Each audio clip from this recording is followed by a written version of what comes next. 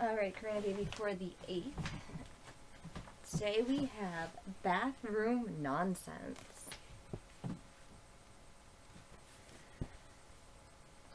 Wash your hair with pudding, scrub your face with ink, brush your teeth with cream cheese, then go to bed in the sink. Bathroom nonsense. Oh my.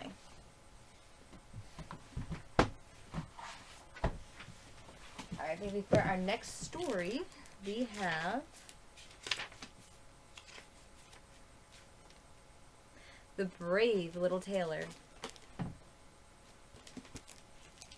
A tailor sat in his workroom one morning, switching away busily at a coat for Lord Mayor.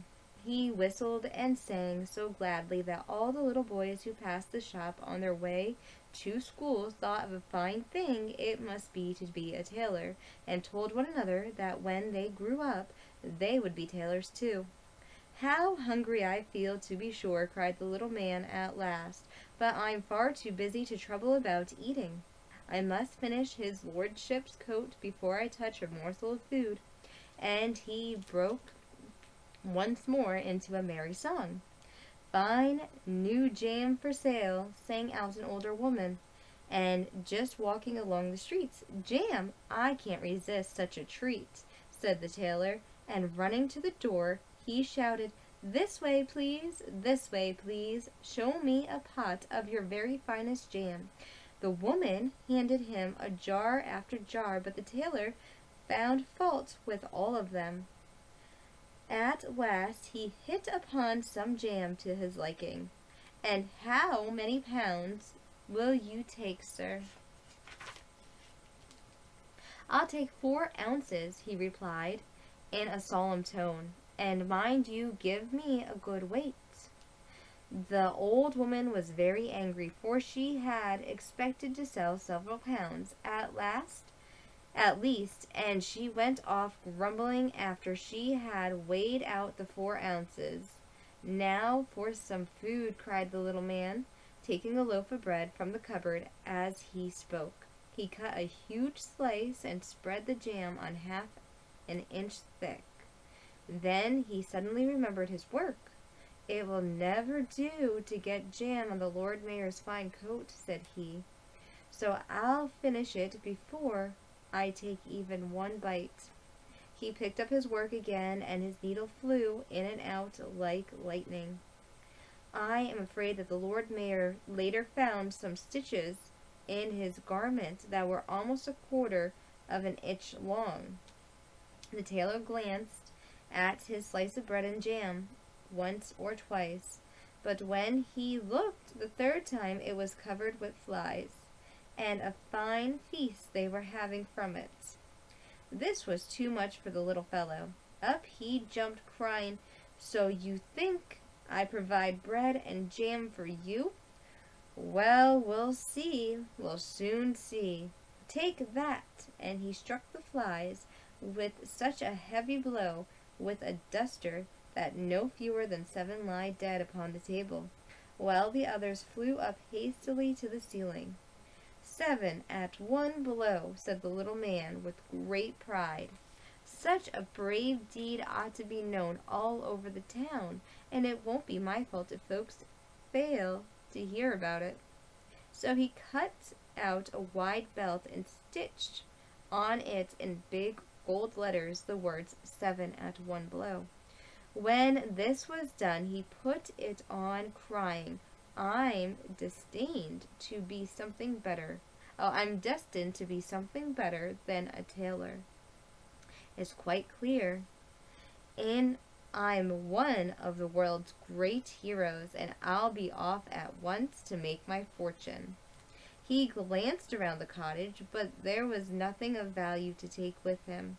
The only thing he possessed in the world was a small cheese.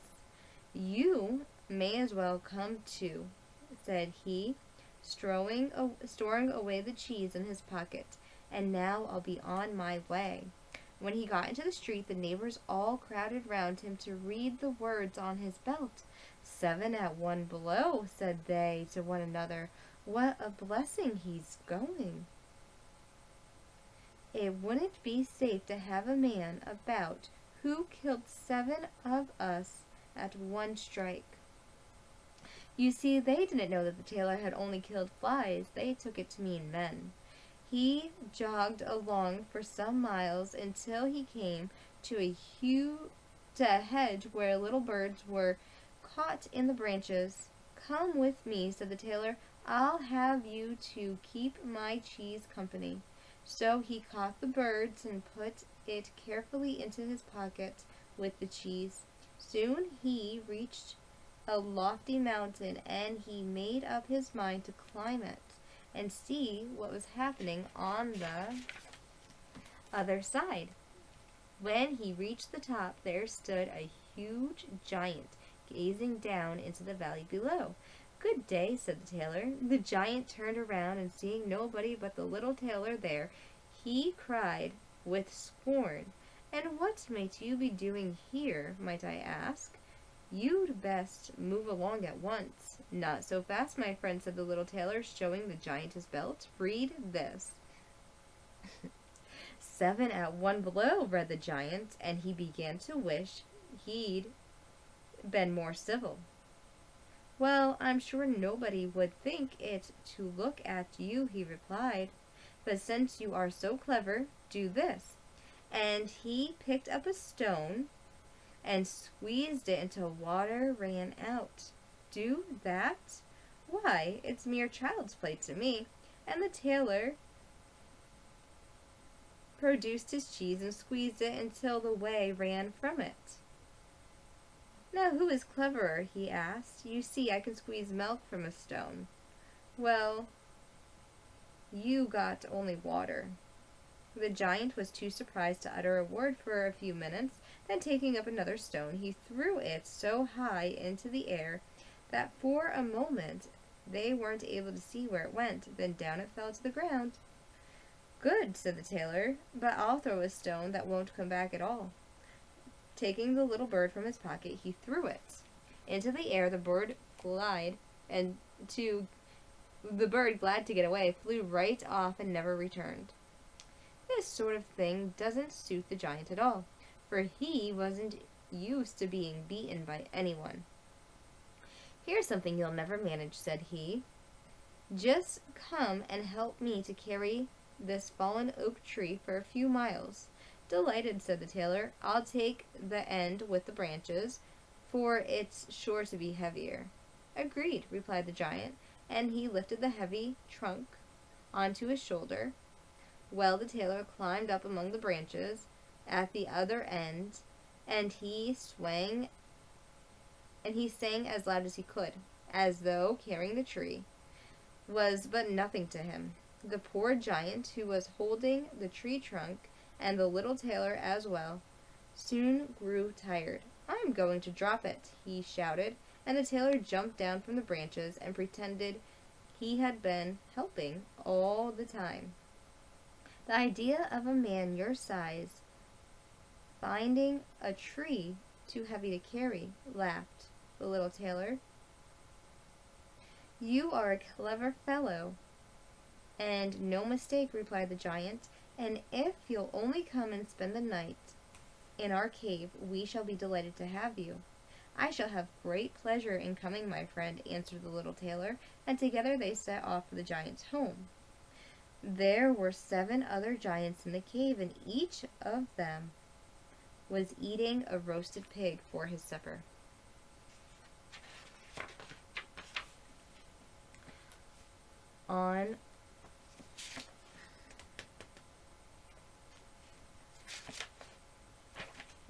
They gave the little man some food, and then showed him a bed in which he might pass the night.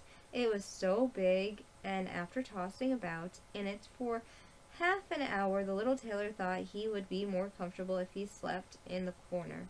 So he crept out of bed without being noticed. In the middle of the night, the giant stole up to the bed where he thought the little man was fast asleep. Taking a big bar of iron, he struck such a heavy blow at it that it roused all the other giants. "Keep quiet, friends," said he. "I just killed the little scamp." The tailor made his escape as soon as possible, and he journeyed on for many miles until he began to feel very tired. So he lay down under a tree and fell fast asleep. When he awoke, he found a big crowd of people standing around him. Up walked one very wise-looking old man, who was really the prime minister of the kingdom there. "Is it true that you have killed 7 at one blow?" he asked. "It is a fact," answered the little tailor. "Then come with me to the king, my friend, for he's been searching for a brave man like you for some time past. You will be made captain of his army, and the king will give you a fine house to live in." "That I will," replied the little man. "It is just the sort of thing that will suit me, and I'll come at once." He hadn't been in the king's service long before everyone grew jealous of him. The soldiers were afraid that if they offended him, he would make short work of them all. Well, the members of the king's house didn't fancy the idea of making such a fuss over a stranger. So the soldiers went in a body to the king and asked that another captain be assigned to them, for they were afraid of this one. The king did not like to refuse, lest they would desert, and yet he did not dare get rid of the captain, in case such a strong and brave man should try to have his revenge. At last the king hit up a plan. In some woods close by there lived 2 giants, who were the terror of the countryside. They robbed travelers who were passing through, and if any resistance were offered, they killed the men on the spot. Sending the little tailor, the king said, "Knowing you to be the bravest man in my kingdom, I want to ask a favor of you. If you will kill these 2 giants and bring me back proof that they are dead, you shall marry the princess, my daughter, and have half my kingdom. You shall take 100 men to help you, and you are to set off at once." "100 men, your majesty? Pray, what do I want with 100 men? If I can kill 7 in one blow, I needn't be afraid of 2. I'll kill them fast enough, never fear." The tailor chose 10 strong men and told them to await him on the border of the wood, while he went on alone. He could hear the giants snoring for half an hour before he reached them, so he knew in which direction to go. He found the pair fast asleep under a tree, so he filled his pockets with stones and climbed up onto the branches above the heads. He began to pelt one of the giants with the missiles, until after a few minutes he awoke. Giving the other a rough push, the giant cried, "If you dare to strike me like that again, I'll know the reason why." "I didn't touch you," said the other giant crossly, and they were soon fast asleep once more. Then the tailor threw stones once again at the other giant, and soon he awoke, as the first one had done. "What did you throw that at me for?" said he. "You are dreaming," answered the other. "I did not throw anything." No sooner they were fast asleep than the little tailor man began to pelt the 2 of them afresh. Up they both sprang and seized each other. They began to fight in earnest.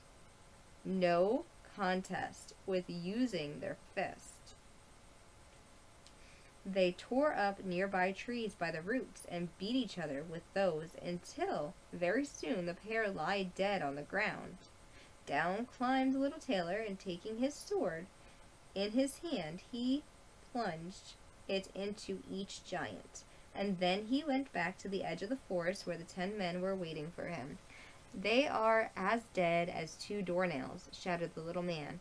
"I don't say that I had an easy task, for they tore up trees by the roots to try to protect themselves, but of course it was no good. They are 2 giants to a man who has slain 7 at one blow." The men wouldn't believe it until they went into the forest and saw the 2 dead bodies, each lying in a pool of blood. while the ground was covered with uprooted trees. So they all told the king, but instead of handing over his kingdom, as he had promised, his majesty told the little tailor that there was still another brave deed for him to do before he got the princess for his bride. Just name it, then. I'm more than ready, was the man's reply. You are to kill the famous unicorn that is running wild in the forest and doing so much damage. When this is done, you shall have your reward at once. No trouble at all, your majesty. I'll get rid of him in a twinkling. The tailor made the 10 men wait for him at the edge of the woods, as they had done the first time, and taking a stout rope and a saw, he entered the forest alone once again. Up came the unicorn, but just as it was about to rush at the man, he darted behind a tree.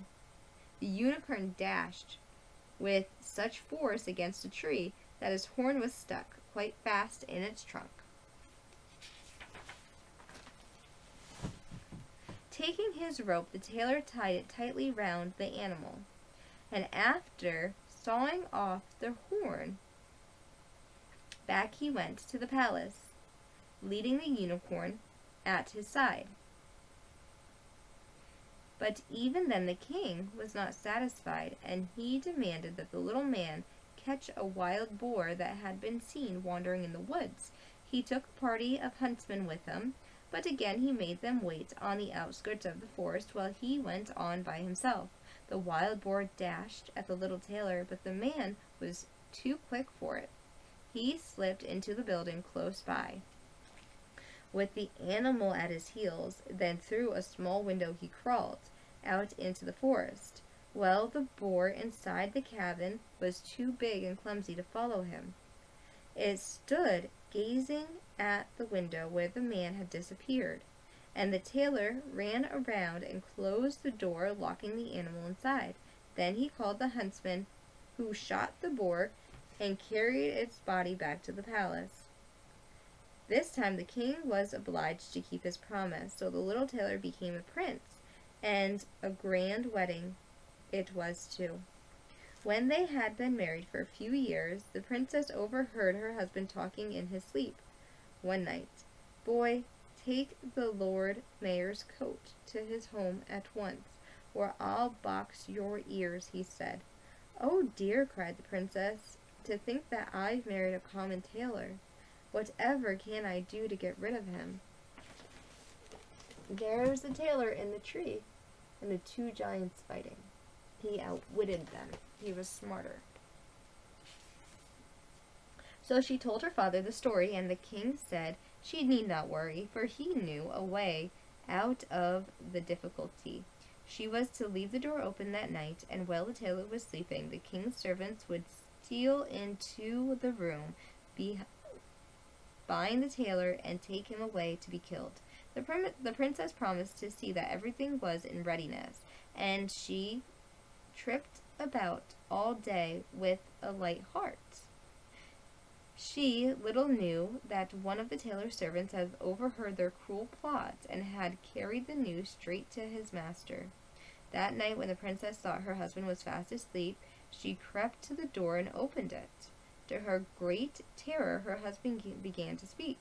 "Boy, take the Lord Mayor's coat to his home, or I'll box your ears. Haven't I killed 7 at one blow? Haven't I slain 2 giants, a unicorn, and a wild boar? What do I care for the men who are standing outside my door at this moment?" At these words, off flew the men as though they had been shot from a gun, and no more attempts were ever made on the tailor's life. So the princess had to make the best of a bad job. He lived on, and when the old king died, he ascended the throne in his stead. So the brave little tailor became ruler over the whole kingdom, and his motto throughout his life was 7 at one blow. Oh, the fate of women, right? We were sold off so many times to keep kingdoms together, to keep countries together. Men would just sell us off, and then we'd make more men and women. Alright? Baby, it's not always fair to be a woman. It's really not. We're not as strong as men. We don't make as much as men. We do different things than men. Men are very good at building things and mechanical things. They're very good at putting things together. They understand electronics. Like, they did studies on monkeys, what female and male monkeys like, because what are we? We're primates. And so they would put toys down for the males and the females and see what they would pick up. All the female monkeys always picked up the baby dolls and nurtured them and held them and pretended to nurse them and, fed them and took good care of their baby doll. All the little boy monkeys always picked up the helicopters and the airplanes, and they tried to take them apart and put them back together, and, they're boys. Boys are boys and girls are girls. It's just the way that it is. Boys and girls have different talents and different skills, and there are chromosomal abnormalities where there is a boy that could get a genome that is an XXY, right? And he could be way more feminine than the rest of the boys, and that's absolutely fine. So there are 2% of the population that are chromosomal abnormalities where the signals are just a little bit mixed up, and that's completely fine. You could get a test done from your blood to find out if you're one of those people, and there's nothing wrong with that. It's 2% of our population. It's very common. It's very common, and there's nothing wrong with that. But in general terms, though, for the average boy and the average girl, women like what women like and men like what men like. It's not that big of a deal. But 7 at one blow, that little Tailor uprooted his entire life and made something great of himself, right? And that woman, even though she didn't want to be married to the Tailor, that's her obligation as a woman, as to what her father promised. So, baby cakes, let's sing a song. Skip, skip, skip to my loo, skip, skip, skip to my loo, skip, skip, skip to my loo, skip to my loo, my darling.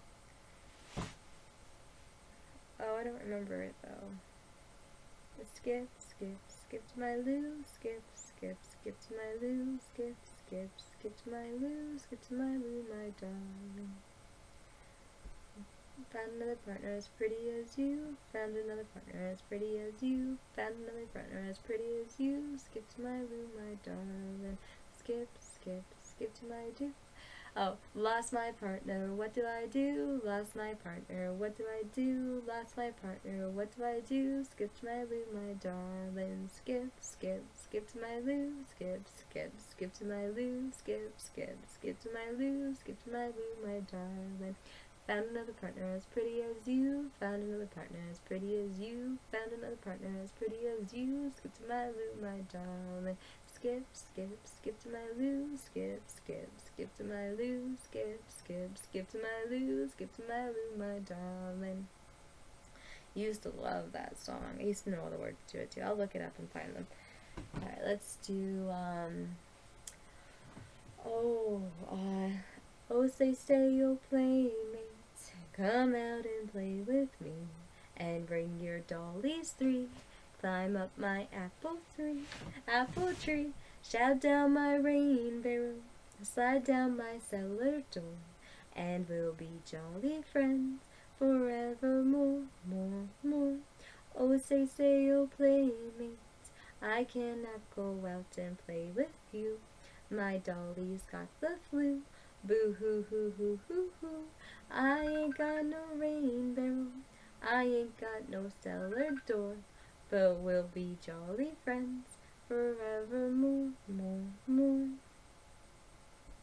Karina, baby, I love you so much, baby. I love you so much. Baby, let's do Lila Tove. Lila Tove, and good night to Lila Tove. May your dreams come true.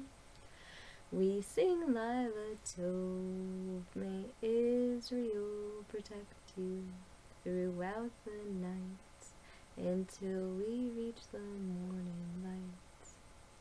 I love you, I miss you, and I can't wait to see you, baby. I can't wait to see you. I love you, my angel.